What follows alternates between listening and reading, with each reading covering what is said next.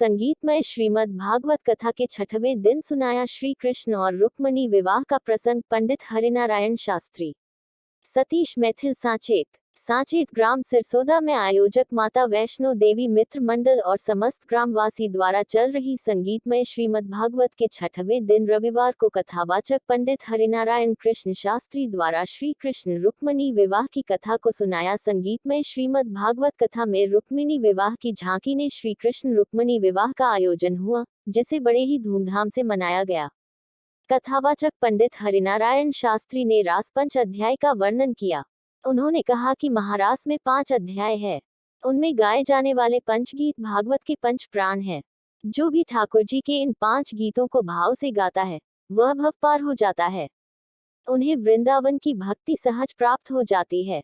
कथा में भगवान का मथुरा प्रस्थान, महर्षि संदीपनी के आश्रम में विद्या ग्रहण करना, काल्यवन का वध, उद्धव गोपी संवाद, उद्धव द्वारा गोपियों को अपना गुरु बनाना, द्वारका की स्थापना व रुक्मणी विवाह के प्रसंग का संगीत में भावपूर्ण पाठ किया गया। भारी संख्या में भक्तगण दर्शन के लिए शामिल हुए। कथा के दौरान पंडित हरिनारायण शास्त्री ने कहा कि महारास में भगवान श्री कृष्ण ने बांसुरी बजाकर गोपियों का आह्वान किया। महारास लीला द्वारा ही जीवात्मा परमात्मा का ही मिलन हुआ।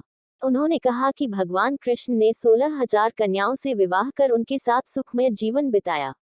भगवान श्री कृष्ण रुक्मणी के विवाह की झांकी ने सभी को खूब आनंदित किया। कथा स्थल पर रुक्मिणी विवाह के आयोजन ने श्रद्धालुओं को झूमने पर मजबूर कर दिया। श्री कृष्ण रुक्मिणी की वरमाला पर जमकर फूलों की बरसात हुई। कथावाचक ने कहा कि जीव परमात्मा का अंश है, इसलिए जीव के अंदर अपार शक्ति रहती है।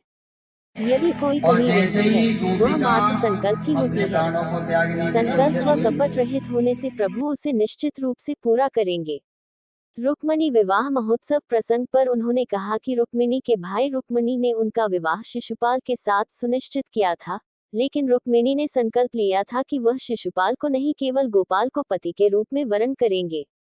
उन्होंने कहा शिशुपाल असत्य मार्गी है, द्वारिकाधीश भगवान श्री कृष्ण सत्य मार्गी है। संवाददाता अभिषेक लोधी, सतीश मैथिल साचेत।